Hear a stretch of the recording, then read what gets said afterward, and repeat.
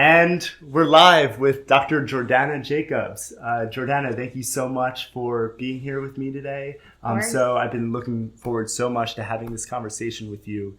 I don't exactly know where this conversation is going to go. Me either. It's exciting, it's exciting. I think that, the subject will reveal itself by the end of this conversation, but I'm really interested in talking with you about a subject that I've thought a lot about, death denial and death anxiety and terror management theory. But also on the opposing side, the theories behind death acceptance and how we accept death. Can we accept death? Mm-hmm. What is the path towards sanity? Denying death or accepting death? These are things that I've been thinking about a lot, and I want to think out loud with you about these subjects. But before we get into that, could you just tell me a little bit about yourself? What is your background, and how would you summarize your interests and orientation as a psychologist? Great, yeah. So I'm a clinical psychologist in private practice. Mm-hmm. I specialize in exploring the relationship between love and death. It's what I did my dissertation on, and it's what I'm now speaking about publicly and running retreats and doing conferences around, which is exciting. First conference coming up in April.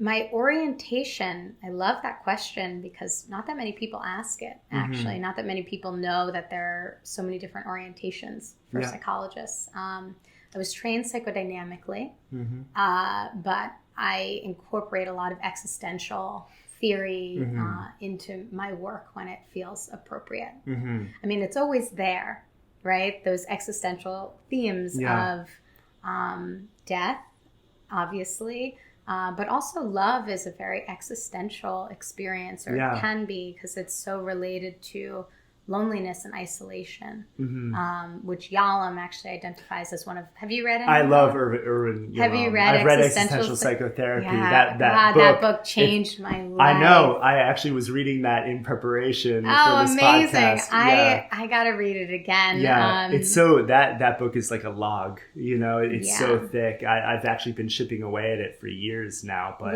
it's one of those things where I read 50 pages of that book and I need 5 months to digest it. Yeah. Well, two of the core books that I read for my dissertation, which was now 4, maybe 5 years ago, was The Denial of Death, which is not as fun of a read, in my opinion, as Existential Psychotherapy by Yalom. So anyway, I incorporate these existential themes, I think, either come up consciously for a lot of my patients, and for those whom it doesn't come up consciously for, it's always unconsciously there. And I do my best to bring that out when it feels right. Yeah. So that's my orientation. Cool. I love it. Yeah. Along with some East meets West, I've explored Buddhism a lot and have done some silent meditation retreats. And, mindfulness is this buzzword, especially in terms of psychology, and it being used as mindfulness as a tool, which I definitely say I do on my website, and I do. But I do think of it not so much as mindfulness as a tool, and more as mindfulness as a psychospiritual approach to healing. Awesome. Yeah, I mean, if these existential concerns that Irwin Yalom talks about in existential psychotherapy, if they are ubiquitous in all human cultures, then that means each religion is that culture's way of dealing with those concerns. Yes. That every culture has something to offer in terms of how we deal with the fundamental place of the human condition. And I love existential psychotherapy. It's been, I feel pushed to the side in terms of with cognitive behavioral therapy, because I think that it's been a disposition of modern psychology to treat people like a brain on a stick, and to not take into account the narrative element of being, that we do have these fundamental questions about what is the proper way to live a human life, and what do we do with the fact, it's kind of what Ernest Becker talks about. What do we do with the fact that we are creatures that can ponder the infinite, yet we know we are doomed to blindly and dumbly rot in the ground? Right. And there's many reasons why, that isn't sufficiently explored, I think, in the psychological literature and in clinical studies. And it's because people are terrified. One of which is that it's not that easy to study. There have been a lot of attempts, and I did study it for my dissertation, and there is a lot of literature on mortality salience and terror management theory. But some of these more fundamental, I think, questions are really hard to answer scientifically. And the psychological canon, at least at this point, and I think is trending more and more towards where's the proof, what is the quick fix, what tools can we use to change psychological disposition, and what pharmaceutical can be sort of like the one-stop shop or the silver bullet. And I think when it comes to these questions around the human condition, it takes a lot of time and a lot of exploration and a lot of willingness to dive into that mystery without necessarily the religious comfort. Like psychotherapy is inherently secular. I mean, people can come into it with religious beliefs, but the approach is a relatively secular approach, and it's about science. Right? So it can be psychospiritual, but there isn't necessarily a set of like rules or guidelines in the way that there are when it comes to religion to help you land and feel safe when you're exploring that territory. It's much more ambiguous. And so for some people, it's really scary. I love this idea of death being hard to study because it's so hard to look at. There's that saying, death is like the sun. It illuminates everything around us, but you can't look directly at it. There's a Yalom book called Staring at the Sun. That's also fantastic. I need to check that out. Oh, it's so good. He's Erwin Yalom. Check him out. He has some cool books on group therapy as well.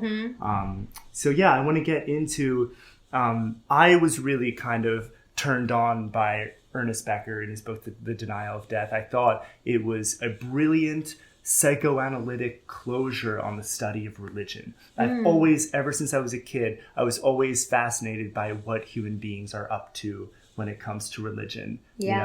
What is that all about? Right. Especially because I was raised in a very trans-denominational household. I had a mother who introduced me to a bunch of different religions as I was growing up. And I actually did a podcast with my mom on raising interfaith children. So if you want to check that out, that's incredible. And it kind of gave me this this third person perspective on religion. And I thought Ernest Becker was right in his assertion that all religion is really just kind of like a lie that helps us deal with the fundamental, irreconcilable nature of death. I thought that was really smart. And Ernest Becker's work spawned a field of psychology called terror management theory, where basically at the base of our being, we are just trying to manage the terror that would happen as the result of touching reality too closely, so to speak. So some of the assumptions of terror management theory, I just want to flesh out that idea really quickly for those who are listening, because I'm sure for most, this is the first time they're hearing of TMT.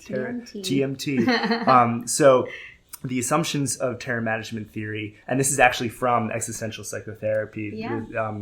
Death is the primary existential concern and fear, and that a person's greatest developmental task is to find successful ways to cope with death. To cope with these fears, we erect defenses against death awareness, defenses that are based on denial, that shape character structure, and that, if maladaptive, result in clinical syndromes. So in other words, psychopathology is the result of ineffective modes of death transcendence, that we are only healthy if we find ways to properly deny death, that accepting death is only to successfully deny it. And Ernest Becker talks more about how character is a vital lie. Our personality is kind of grown out of the dirt of our aspiration to deny our mortality. And he also says, man cannot endure his own littleness unless he can translate it into meaningfulness on the largest possible level. Mm-hmm. There's something true there. And one of the things that I was really interested about in terms of religions and religious belief is the idea that human beings are something other than animals. That really kind of upset me when I was a kid, because I love the fact that we're just another ape. I love the fact that we are an animal, that we are kind of one with the biosphere, that we just kind of, we're a species that got caught into this feedback loop of evolution that mm-hmm. gave us these big brains and the capacity for symbolic representation. I think that's fascinating, but I think it's weird when people, like very religious people, will say that a human being is something other than an animal, that we're somehow separate from the natural world, that, as Ernest Becker says, that we step out of it with a towering majesty. Mm-hmm. There's just something wrong about that. And what's wrong about that is called speciesism. It's mm-hmm. like we think our species is somehow like on top of the triangle when it comes to all the other species, when actually we're just part of the integrated whole. And we're also the only species that recognizes that we're going to die. Yeah. That we know of. Exactly. And right? and it's the knowledge of our death that makes us want to think we're something other than animals. Mm-hmm. Because animals die. I'm not an animal. I'm not going to die. I'm going to be an angel. And mm-hmm. that's why, like, in classical artistic interpretations of gods and angels and divine beings, they never have any genitals mm-hmm. because they don't need to piss. Human. They don't need to mm-hmm. fuck. It's too animal. And Ernest Becker also says we're gods with anuses, mm-hmm. that we were born between piss and shit. And I think that's an interesting proof behind a certain level of terror management theory, that people tend to, and religions tend to, speak of humanity as something other than an animal mm-hmm. because we don't want to think of ourselves as just another animal. And that is Ernest Becker's religious solution to the denial of death. But of course, he has three solutions.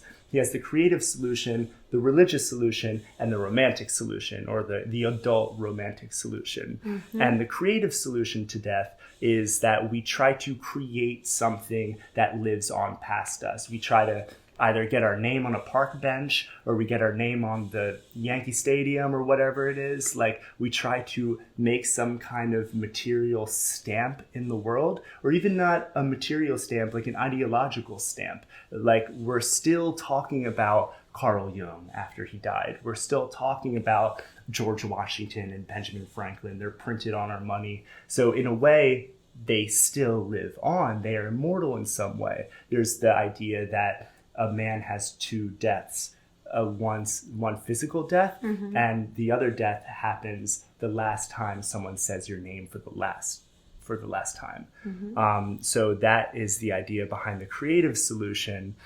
And the romantic solution is when we deify our lover, when we think that we might not live forever, but our love will live forever. Mm-hmm. And there's some meat behind that argument too, but I think they're actually, out of all those solutions, I think there's the most problematic with the romantic solution. As I know, and that's really what I'm here to talk with you about.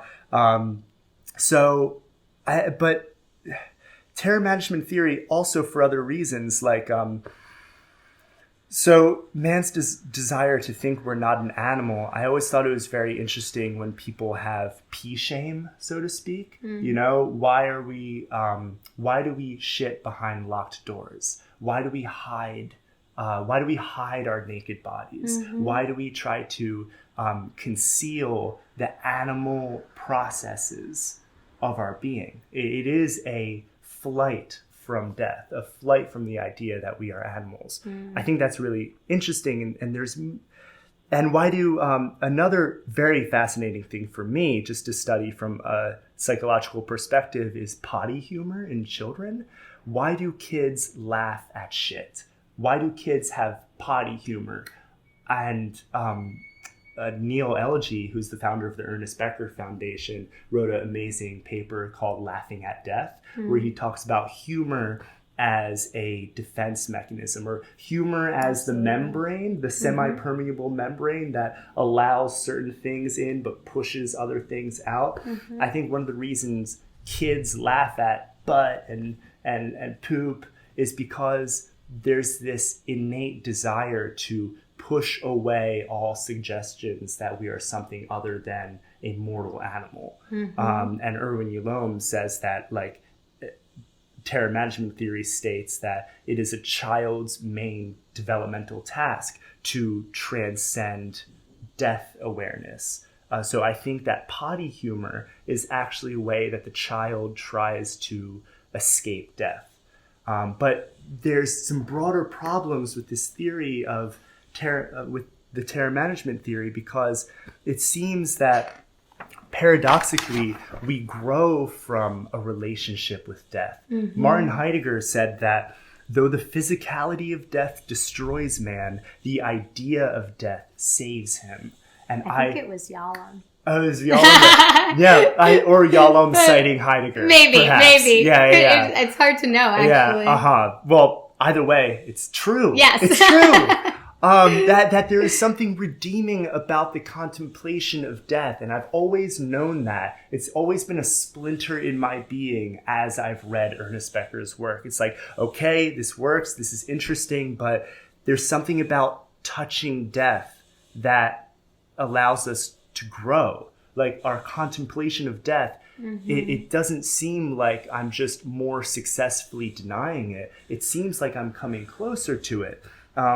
And though Becker claims, and kind of this is the question, after dumping all that on you, this is the question I want to turn really around beautiful. on you. Yeah, I've thought about this a lot. Yes, I feel like I should have been taking notes this whole time. I have so many things luckily that we're we have recording. to discuss. Yes. Yeah. So though Becker claims that psychopathology results from death awareness and that sanity is just a matter of successfully denying death, it paradoxically seems that we grow mentally and spiritually from the contemplation of death. Sitting with death, seeing death, reminding ourselves constantly of the reality of death, kind of like the idea of the memento mori. It seems to not make us shrink from being fully alive, as Ernest Becker would suggest, but death awareness seems to make us more alive, as someone like Ram Dass would suggest.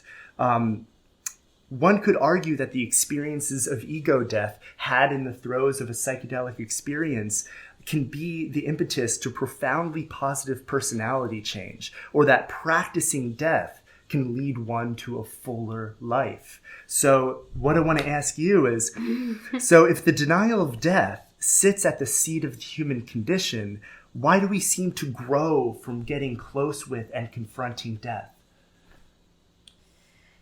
Oh boy. I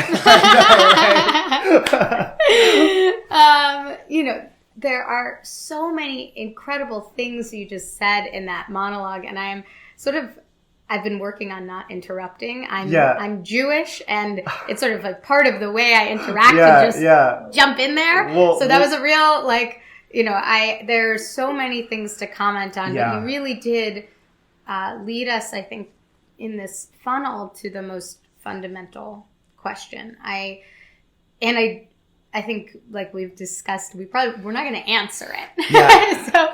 But we'll explore it and we'll dance around it, because it's such. I mean, I think it's a fundamental question of human existence, and I would say that because in a certain way with love and death, like I'm a hammer, so everything's a nail. Yeah. But I do think it's like, if not the question, it is one of the most important questions we can look at. Yeah. And part of the reason for the conference that is going to be in April with Michael Hebb and I is getting some of the greatest minds specifically in death theory, And we do have some love specialists coming as well, but to really look at that question. From where I sit, something you said towards the beginning of when you started talking around sort of the difference between having that fear of death, and then you can either go the route of denial or the route of transcendence, right? So in that route of, I don't think that the route of denial leads to transcendence, right? But I do think the route of denial can lead us to live successfully or comfortably, maybe. To take care of the bottom rung of Maslow's hierarchy. Yeah, so like speak. If we, sort of the way you said that, I don't remember if you were saying this before we started recording or during, but that according to Becker, success is the sort of successful denial of death. Yeah. But I wonder, Becker wrote that not when he was at the end of his life, and I really wonder what he would have said if he was on his deathbed. That when really facing death, and really, how much of Becker's book, is, I think he probably comments on this because it's, in certain ways it's so obvious, how much of his book is his, creative solution, so that people are still talking about him, and how much of it is this intellectualization of death rather than a real experiential process around feeling impermanent, and the creative solution. How much does it really save you in those moments? I think it can help you deny the fact that you're not that, help you deny death to a certain extent. But when it's really in your face, I wonder if he would have been saying something different, and that's something different being a little bit more along the lens of sort of the Ram Dass and even the Yalom, being able to say that there is a different route than denial, and it's potentially transcendence, and it's using the awareness of death to grow and change. Yeah, I think that there's no way to know for sure, but I would put my money on the fact that Ernest Becker never did acid. I just have a creeping suspicion. And he's also neo-Freudian and also very Marxist in his interpretation of religion. Freud didn't think much of religion. Marx thought that religion was the opiate of the masses. Right. And you see that expressed in Ernest Becker's work. It's like, well, what does religion do? Oh, it makes us feel comfortable about the fact that we're going to die. It offers this idea of transcendence. It offers the ability for us to think of death not as a punctuation, but a transformation. And he would say this is just a lie that is sold to us by the religious corporations, I guess you could say. But when you have either an experience, a near-death experience, or a psychedelic experience that allows you to touch this other realm that seems to exist outside of our normal life, there's something to that. And I think that Becker's work would have been profoundly different if he were to have had some experiences with those realms.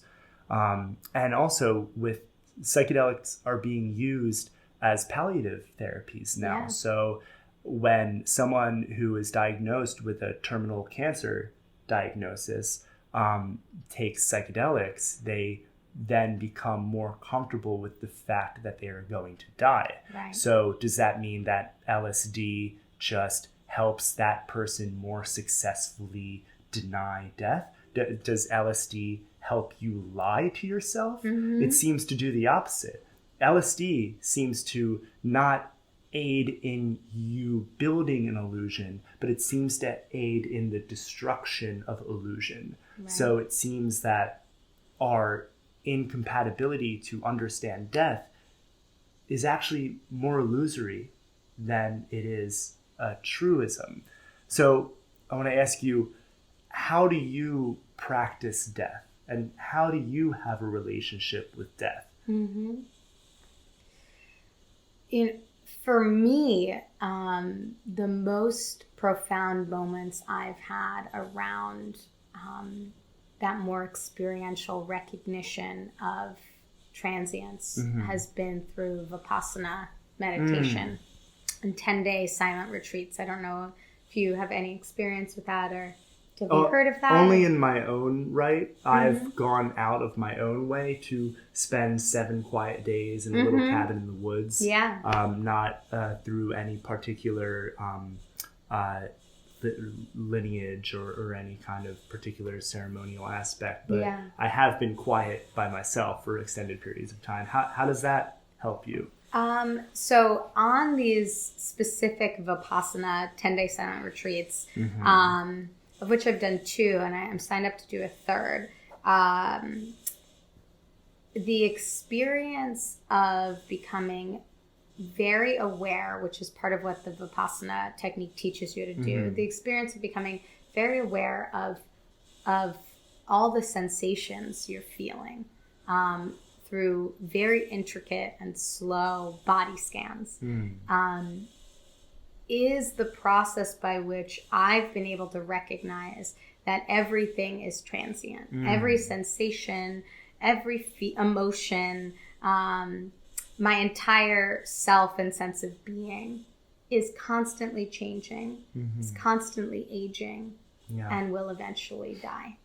And it's the kind of thing that I can do my best to sum up in words, but as I think with all experiences where you do touch that truth or that mystical place, it's very hard to put into words, right? So even when I give a talk about the relationship between love and death and getting to more of that place of transcendence, and I don't mean transcendence by realizing you will live on after you die, because that I think could be a form of denial. I don't think it always is, but I think it could be used that way. So again, it sort of keeps coming back to intention and what your personal experience is. I don't know if we can point to this is the right way to transcend death, because I think that for some people that transcendence can feel extraordinarily authentic and in line with coming to terms with mortality. And I think some people can use that transcendence perhaps as a form of denial through like the creative solution, the romantic solution, or the religious solution. So I think they're fundamentally different. Yeah, for sure. With that said, I actually, in my experience, when I do my talk, I give a lot of intellectual background, sort of just like you did in this podcast in a certain way, is also that. You know, we're talking about death and about the defenses and about transcendence. But I make a real point of after every talk to do a death meditation that I hope and believe gets people a little bit more in touch with the experiential aspects of my work. That, you know, it's not the same as doing a 10-day silent Vipassana retreat. It's not the same as experiencing an ego death with mushrooms, LSD, or ketamine now is also really being used to explore death. I don't know if you know that much about that, but it was recently considered, forget by what scientific journal, but the experience of being on ketamine was likened most to a near-death experience. Really interesting as well. I'm just saying there's a difference between the intellectual discussion and exploration and the experiential really feeling your mortality. Get it, becoming intimate with it. Yes, and feeling the mortality of everyone else. Right? Those are 2 different things, recognizing and accepting your mortality and recognizing and accepting everyone else's. I argue it's much easier actually to accept everyone else's than it is your own. But I think both are really fundamental to living and specifically loving fully. Yeah, I mean, there's just been so much work, particularly by Stoic philosophers, about integrating death and that having death experiences or ways of practicing death in your life can deepen your experience of life. There's good pop culture references like the movie The Bucket List, with Jack Nicholson and Yeah, Morgan I've never Freeman. seen that. That's a good one. There's that other one with Queen Latifah where she gets a cancer diagnosis and told that she has 2 months to live, when really that diagnosis wasn't true. Right, but then that sounds in those familiar. 2 months, she finds out how to truly, enjoy the spice of life. Yeah. And for me, the way that I've practiced death, I have done ayahuasca in the Peruvian Amazon, and I've had my most profound death experiences through that modality. But through just, and maybe this is just intellectualizing it, but I used to have in front of my bed, sort of like where you have that one painting in front of your bed, I like drawing out with Sharpies big quotes on poster board and cutting it out. You have a limited number of tomorrows. And I would start my day with, you have a limited number of tomorrows. Yeah. One day you will have one tomorrow left. Yeah. And you don't know when. And you don't know when. Tomorrow could be my last tomorrow, but that, it's unsettling, but it's unsettling in a way that makes me seize life. It doesn't, and that it doesn't seem like it just deepens my denial of death. It makes me feel like death can actually enhance the way in which I live my life, the way in which I love those around me. Just when you do some of the math around how many times you will see your parents again or see your grandmother again, if you go home once per year to visit your family and your father is 70, then hypothetically, if he lives till 90, you will see your father 20 more times. And that's if you're lucky. That's if you're lucky. Right. And that math makes people very uncomfortable. But think about how that would influence someone to go see their family more. Absolutely. And I almost wish we had a chalkboard or something, because what I'm feeling is there's, the truth of death, and then there's fear up here that leads to the denial.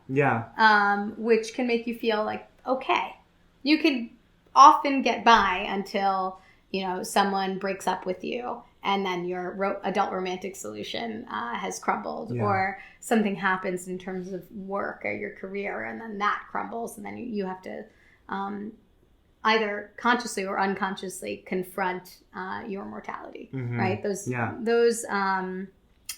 defenses are fragile. Because they're defenses, they're not based on the truth. Yes. Right? They're defending against the truth. Or rather than taking the route of fear, you can take the route of acceptance, and love. Actually, I think love is maybe that missing link that leads to acceptance. There's this quote by this man, Bobby Klein. Have you ever heard of him? He's a spiritual teacher. I believe he was living in Tulum, and now he's back in the States. But he just says something over and over again. He interprets the I Ching. He says, fear and love can't live in the same house. And I think we come to the question of death and what lies beyond. And I can't say that I know or that anyone knows. It's the one thing that no one's an expert in. So maybe we do transcend, and maybe we do live on, and maybe there is reincarnation. I think everybody, one might believe that is a manifestation of one of our defenses, but it also could be true. We don't know. We might never know, right? Either way, if we move towards death rather than away from it, if we move towards it with love and acceptance, that's when I think we get to this other realm, the realm of the transcendent, that helps open us up to living more fully and loving more fully.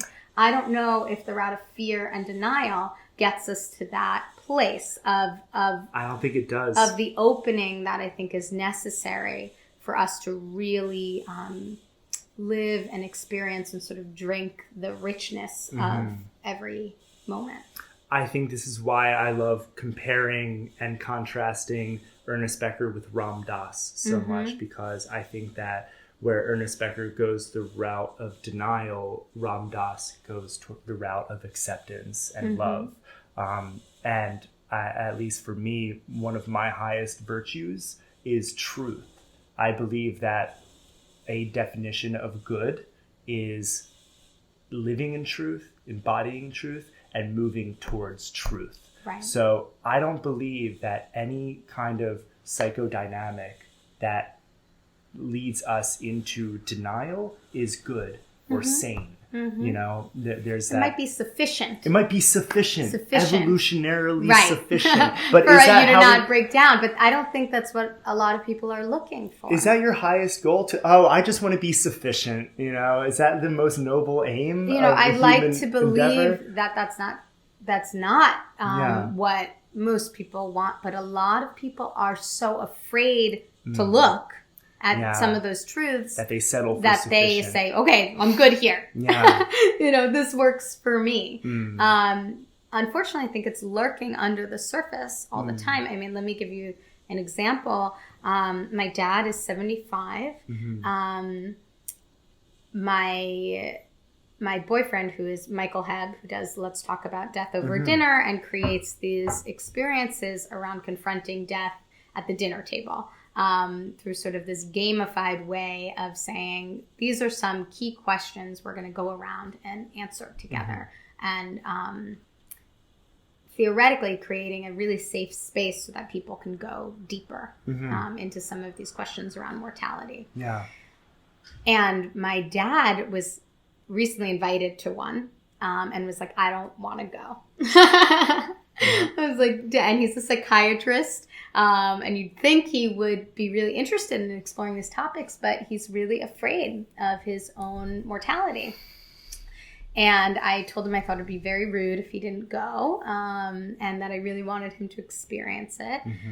And after this was about a month ago, he was pushed, not too hard, but he went. And after like 3 or 4 hours of this very long death dinner where he was forced to answer some of these questions, and he was crying and open and deeply connected to the people at the table, and he's sold now.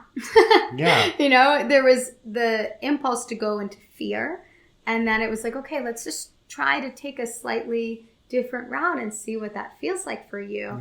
And through feeling safe and feeling, I think, love and connected to the people at the table, he was able to explore, which resulted in so much more presence and so much more connection, and didn't seem as defended against the truth, which shrinks you from, I think, any defense actually often will shrink you from creativity, spontaneity, presence, that place with which we play and that mystery.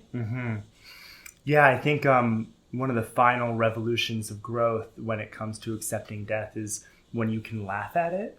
You know, Marcus Aurelius says that death smiles at us all we can do is smile back. And my grandmother, who just recently turned 89,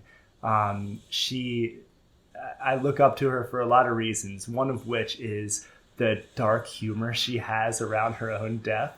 Like, she'll just like make jokes about how she might be dead next year, or how she like doesn't bother doing something because she'll probably be dead by the time it actually breaks. Or it's just like, and it's like when she says things like that, it's like, oh, grandma. But like, I see in the way she laughs at that in such a lighthearted way that she has come to an acceptance of death. And that, I think it's also important to say, it's death. It's not wrong to think about death. It's not wrong to perhaps have dark thoughts. We shouldn't aspire to only want to have happy thoughts. Death is inherently not a happy thing, but it's important to think about it. It's also, in Stoicism, there's the idea of premeditation. You imagine all of the ways in which you could die, and prepare yourself most adequately in the present moment to be prepared for any one of those deaths. Also, in my own, I do a thing called parkour. And in my own parkour practice, before I do any movement that might be pretty risky, I think about all of the ways that I could die doing it. And seeing all of the ways in which, if I slip there, I would fall that way and fall right on my head and I would get really hurt. The capacity for my dark imagination to go there actually helps me stay safe, helps me stay alive. So I think that some people lack imagination, so to speak. Some people or some people are just too afraid to go to those places. Right. I think for a lot of people, it would be very scary to think to themselves, well, I could break my neck doing this or that. But I think what you're touching upon is really wonderful, because I think at its core, there are these different vehicles for transcendence that can also lead to terror, right? Psychedelics being one of them, death being another. Perhaps looking at an Alex Grey painting like we were discussing before, which are, these absolutely beautiful works of art that bring us into contact with love and death, maybe more experientially too. It's like it's a feeling that's evoked, I think, when you're looking at an Alex Grey painting. Tantra is another one, or sex, or love. Everything that can be used to bring us deeper and to a place of transcendence can also, if we go the route of fear, I think it's really, again, that fear or love transition can also be terrifying to us. Now, so there's this idea of the minimum effective dose, where you should only take as much of a drug as is necessary to be effective. If we look at death awareness as a drug, how do you introduce the minimum effective dose to a person? Because you don't want them to feel that terror. Right. You don't want to throw them into the deep, dark water and have them flail about before they realize they can swim. How do you, as a clinician, introduce death into your patient's life in a way that they can handle and then expand upon? Right. Well, I often will leave it to the patient. I think that only we know what we can tolerate when it comes to that. It's not like a prescription drug, right? It's psychologically very different than taking, a certain amount of Advil or taking a certain amount of a psychiatric medication that interacts with our chemistry. And even there's more that's up to debate, and it's not always a perfect science. We each have everyone's different chemistry. Yeah, if you catch a Scorpio on your couch, you're going to have to throw a little bit more at them. Exactly. So, that's sort of what I mean when I said in the beginning that if it feels right, I'll go there. And it's a judgment call, and it's not perfect. And sometimes I'll bring up death too early, or a defense around death when it's not necessarily the right time. But there is sort of with many of my patients, a process by which it's sort of introduced slowly, based on what it feels like they can tolerate in the moment and how much they seem to be going there on their own. I have, there's a real difference between a patient that has a cancer diagnosis that's working with me, where she's talking about death and mortality every session, and has her own death awareness primes, experiences of thinking about death outside of the session constantly, versus a patient that has explicitly said, I have like a horrific fear of death, and that, because I think it's so fear of death is such a rich ground for that transcendence actually it's already there in your consciousness. So let's see if we can flip it. Can you use that? Can you use those thoughts? Because a lot of people would say, I don't even do parkour because I'm so terrified of breaking my neck, but can you move from a place of that fear to a place of acceptance and love, and use those thoughts to help you live and love more fully? Yeah. So, I mean, it's not a great answer, but I think it's different for every person, how much it's talked about and what sort of vehicles I recommend to explore. I think that a really great starting point for many people is death over dinner. I think having these just conversations with people that you love and trust at the dinner table is a beautiful foray into that world. And then I think when you're feeling more ready for the deeper dives, I think meditation, and I think psychedelics, I think exploring death and therapy, and how your death anxiety might manifest in your life. Yeah.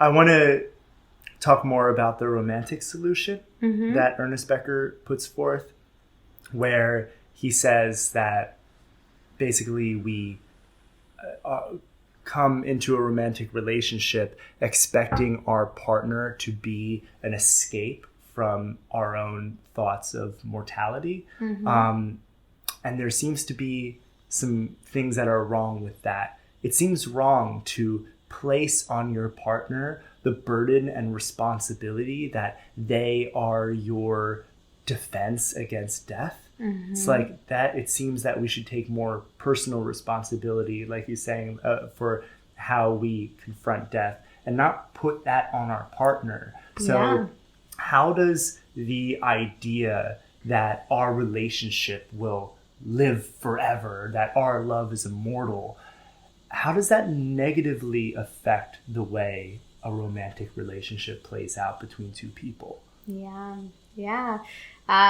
So that's sort of the main question that I looked at in my research, and that, the question being, can being aware of death actually help us love our romantic partners more fully? And what I did find is that death primes and really just in a very simple way, reflecting on mortality does make you feel more intimately connected with your partner. The question then becomes there, sort of what we started with, which is are people more intimately connected, at least in this study, because they're feeling denial and the connection to a romantic partner is soothing, and is a way of denying death, because I think attachment and affiliation is that third terror management mechanism. Or are people capable of using love as a means of more of that transcendence? Right? Yeah. And how do we find the balance? How do we find the balance between having a feeling of security, right? A feeling of successfully handling the existential concerns of life over the long term through having a meaningful monogamous relationship. It seems like it could be a good solution, but there seems to be, if we put too much pressure on our partner to be our salvation, they're going to run from impossible. That. When it's impossible. Too. Exactly. We're putting them in an impossible situation. It seems like another lie. Yes. It seems in a way that doesn't, it doesn't allow us to be in truth with our partner. Right. It's this desire. It's a fantasy, I bet, would be the word that Ernest Becker would use. Yeah. And I think because life is not secure, we try to make love secure. Yeah. We just switch to a different vehicle. It's like, okay, well, maybe we know on some level that this isn't forever, but okay, so let's make this forever. Yeah. And a lot of research around couples work suggests, including Esther Perel, I don't know if you're familiar with her work, but she really says, like fire needs air, and that we need to remember that we need to give our partner space to be their own person, individual, and recognize that they could leave us at any time. Yeah. That we don't own them, but that they're on lease. Yeah. And so part of my dissertation was saying, okay, like what is, the ultimate heir? And I think it's the recognition that we all are on lease, that we have a lease on life, that our partners are not always going to be there. So trying to straddle, like you said, that line of, I want safety and security in my partner, but also recognizing that they're not always going to be there. Yeah. In fact, they definitely won't always. Eventually, it will Even end. if they don't leave you, death will eventually take them from you if they don't take you first. Exactly. Yeah. Exactly. And I do think that the realization of that can revitalize a relationship. Because if we are saying, okay, you need to be secure and you're going to be here forever, our love is going to be forever, we stamp out some of that fire. There isn't really any air when we make love so secure. Yeah. Now, with that being said, is marriage an antiquated social institution? Oh, and if you were to have a married couple come into your office, what advice would you give them in order for them to use the idea of death to make their romantic life stronger? Is it different with long-term partners than short-term partners? Right. I do think it is different with long-term versus short-term partners. I mean, I noticed you used the word monogamous relationship before, and marriages are often monogamous, so that's changing a lot. And I do sometimes wonder if open relationships provide you with more of that feeling of that fire needs air, and more of that space and the recognition that your partner is their own person having their own experiences. I don't know. I don't know if there are any studies done on that actually, specifically around that death awareness too. That would be a very interesting study to combine and look at the death, whether or not being in an open relationship makes you feel more comfortable with death, or does it make you, are people who are in open relationships more comfortable with death, or does it make you more comfortable with death? That would be an amazing study. Some kind of there's a different attachment to the other, perhaps. If somebody's comfortable in an open relationship, I think it can also trigger so much attachment anxiety, and jealousy, and so many other things that might be worse. Or worse in the moment. Right. But when it comes to couples, I think that before the idealization phase of a relationship ends, so when you're in that sort of year and a half love bubble, I do think some of what generates that passion is the feeling like we're not necessarily stable enough for me to make you so secure and to make you into that savior when it comes to death. Yeah. Right? You're still in that phase of figuring each other out and determining whether or not this is going to be more of a long-term partnership. So I think that passion is still so intense. And then I think what happens after the idealization phase, like around after 2 years, is somebody becomes more routine. It becomes more stable, the relationship, theoretically. You might say, I want you to be my life partner. I want to get married. And with that there's sort of a false sense of security we create for ourselves in partnership. And some of that false sense of security, I think, is around a defense against death anxiety. Yeah. So with couples, I mean, one of the death meditations I do is taking you through the experience of one person lying down, another person sitting up, and you hold hands and you close your eyes and you imagine as if the person lying down is dying, which could be you, and that the person sitting up is saying goodbye to that person who is dying, and being aware of how just even in 15 minutes of really sitting with the fact that that person will die, or that you will die and you will have to say goodbye at some point, and you're lucky if you get to say goodbye. Yeah. Often what I've found that emerges for people is just a lot of the issues in the relationship sort of melt away. It brings people to a softer place. Doesn't mean that people will stay together when they recognize that life is short and loss is inevitable. In fact, sometimes I think it will end a relationship, because I think people will say, life is short, I want to pursue, somebody else. Yeah. But I do think a lot of the minutia of daily life that gets in the way and builds resentment melts a bit, and people feel more connected and more open to each other. Yeah, I think that there are mature ways of approaching love and immature ways of approaching love. And I think that it's very immature to use your partner to numb yourself against your fears of death. It's like, what's that great Eric Fromm quote? I always get it mixed up. Immature love says, I love you because I need you. Mature love says, I need you because I love you.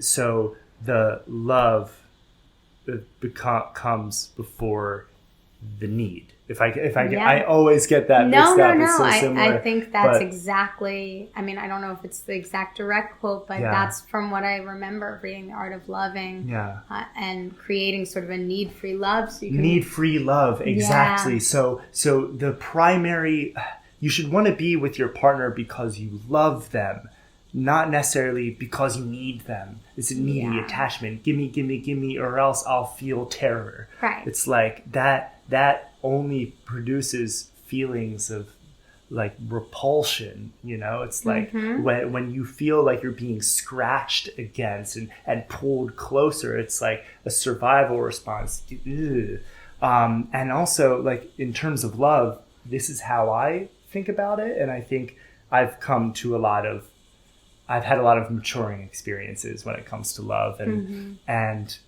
I look at my partner as a flower growing in the dirt, and it would be immature of me to pick the flower, and like have it and put it in a vase and own that flower. I think a better way to love is to appreciate that flower from a distance, allowing it to grow in the way that it's growing. It's not a possessive love. I think that a lot of our death anxiety might lead us to being possessive in our romantic relationships, and that's never healthy. I'm so glad you brought up a flower, and I love the way there's an analogy between the flower and your partner. I think that's a beautiful way to hold love in your mind, and hold it not so tightly that it you crush it like a flower, and not so loosely that it sort of like flies away. But I'm particularly glad you brought it up, because that's another thing that I do with couples and that I use myself is imagining a person like a flower. And this is I think a Rudolf Steiner technique, it hasn't been used, I think, in terms of death anxiety, but is used when just thinking about like the nature of existence. If he has said that if you can just see a flower in that moment as everything that it ever was and everything it will be. So if you can imagine it as just a seed, and imagine it beginning to grow and bloom, and imagine it in full bloom, and then imagine it dying and decaying.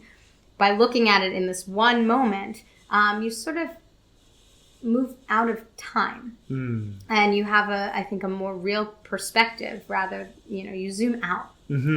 And when we look at our partners in moments of anger and moments of disappointment, or even in moments of real deep love, if you can see that person in an instance, and I try to do this all the time, and sometimes it's very effective, see that person as a baby and see them as a toddler and see them growing up as like a lost adolescent, and then see them where they are now and see them aging and see them dying, and look at them in that one moment and try to see the whole lifespan. There's something really powerful about that for me, and it has been really powerful for patients of mine as well. I love that, because I think that's a great way of assuring that you're not caught up in a fantasy. Mm-hmm. I think oftentimes we fall in love with the idea of a person instead of falling in love with that person. Mm-hmm. That person in the state that they're in right now might represent your ideal. But take a step back. Are you ready to love that person when they're 70? Mm-hmm. Are you ready to love that person through sickness and through health? Mm-hmm. Can you see that individual for all that they are and still feel that love for that person? Right. For who they are, not for necessarily what you need. And we do have needs, of course, but, and I think it's really on that spectrum, right? Mm-hmm. It's I think very unlikely, because we have the need for love, mm-hmm. And connection. So to not be so hard on yourself if you're aware that some of your connection with your partner is based on your need for connection and love, but is that your primary objective? Or because that will cloud you from seeing them for who they really are. Yeah, I'm reminded of one of Khalil Gibran's poems where he says, like, your lover should be like separate pillars of the same temple, mm-hmm. and that though you should both eat, you should not eat from the same loaf. I'm kind of paraphrasing, but there's this idea of being separate from your partner and maintaining that individuality and making sure that you are doing your own work on yourself and not relying on your partner to do something that they ultimately cannot do. Yeah. It's like a healthy monogamous relationship should be two people who acknowledge that there's an endless amount of work to do on their own, but coming together just to have the solidarity of having someone else to go through that with. That other person is not your salvation. Mm-hmm. That other person is not someone who can distribute to you a medicine that you can't distribute to yourself. Right. There has to be this feeling of individuality. And it's also paradoxical because Erich Fromm, who I just quoted, he also says, in love, the paradox occurs where two people remain separate yet become one. Yeah. So I think too many people focus on just becoming one. Right. But you also need to remain separate. So, I mean, I'll ask, I feel like I've asked this question already, but I'll ask it again. How do we remain separate yet become one in the most healthy way? Yeah, I mean, it's a dance. It is a dance. And I don't say that to be trite, but it really is a moving in and out and moving in and out. You're not, if you are all one or all the other, it's going to be really hard to, I think, get what one wants out of a relationship. And just being mindful of those shifts that you're constantly making. And I think that with the becoming one, if you're so fused that way, probably one of the things driving that is a death anxiety. Yeah. Death is a path that we travel alone. Mm-hmm. But also, paradoxically, everyone dies. Yeah. Right? But it's ultimately you, just you, at the very end. Mm-hmm. Right? Yeah. And would you say that we shouldn't be driven into love out of death anxiety? Would you say that definitely say that? Okay. Yeah, cool. Definitely say that. I mean, I think some people are, and I think some people do rely on their partner to really defend against death. We probably all do it to a certain degree. Yeah. But the degree to which you defend on your partner to manage your death anxiety is probably analogous to how secure you think it is, which I think ultimately sort of squashes how deep your love can go. For sure.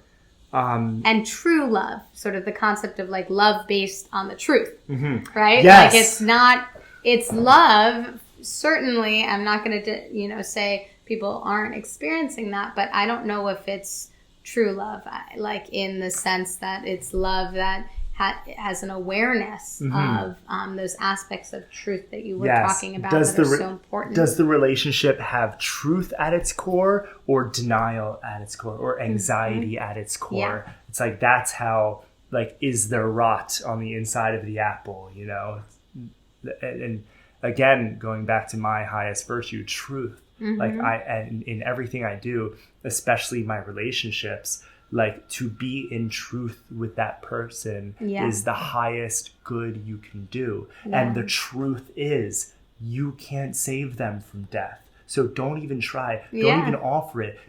Don't let them think of you as that, because that's only doing them a disservice as well. That's why it's important for couples to find ways to practice death together and to constantly increase our death awareness, our relationship with death, because it helps us love from more of a position of truth.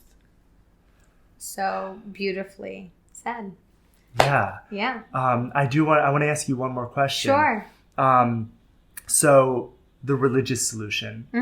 The problem I have with the religious solution is it seems Ernest Becker, and like I said, inspired by Freud and Marx, seem to think that all religion is just the product of the human denial of death. But it seems that A, religion is so much more than that. B, religion seems to offer us a relationship with death. So what I want to ask you is, how can religion, or how do different religious traditions help deepen our relationship with death? Well, I think the problem with some religions around death, this is my personal opinion, is that many of them offer sort of more certainty around death. You will go to heaven. Yes. But the same religions offer, say, you will go to hell. Why create an image of hell if religion is only to make feel-good stories about what happens after we die? Because I actually don't think it's about feel-good stories. I think it's about the perceived sense of certainty. And there being sort of a path that you can hold on to and know what's right and wrong and know what's going to happen after death. If you're good, you'll go to heaven. If you're bad, you'll go to hell. And there's something that gives us a sense of security because there's more certainty. Knowledge as opposed to mystery. Yeah. And I think the religions that are more spiritual, perhaps, or when people use religion spiritually rather than using religion as a dogmatically or as a defense. I think we delve into the spiritual realm when we become more comfortable with that mystery and more comfortable with that unknown. So I remember hearing this once, and I may not be true, but I believe it is, that the Buddha himself didn't actually talk about reincarnation. I believe it was a concept that was created after the Buddha. And I don't know if reincarnation is perhaps another one of those great defenses against death. Things like, don't worry, you'll come back. If you die, you'll come back as something else. You know, it is another version of heaven or hell, I think, because it's, if you're bad, if your karma's bad, you'll be reincarnated as a bug, know, and if you're good, you'll be reincarnated until you're sort of an enlightened being. That's a heaven and a hell. Absolutely. But I do think that with, delving into religions and their more spiritual aspects, and the more spiritual you become, I think the more comfortable you become around mystery. Yeah. And death is, I think, the greatest mystery.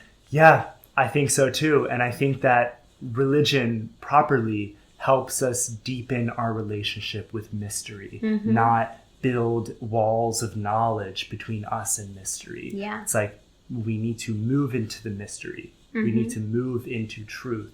And I think religion can help us do that as long as we utilize it to deepen our relationship with mystery, which is death, maybe the greatest mystery. Right. So again, religion, just like psychedelics, just like talking about death, just like an Alex Gray painting, these are all potential vehicles. Yeah. And we can either fear them, and approach it through fear, which I think results in a lot of like religious rituals and traditions. And this is the path I have to stay on in order to know that I'm good, and in order to, go to heaven or be reincarnated as moving towards enlightenment. Or we can accept some of that mystery. And I do believe that moving more towards that acceptance, when it comes to religion, when it comes to, really any of those vehicles, brings us to a place of deeper love.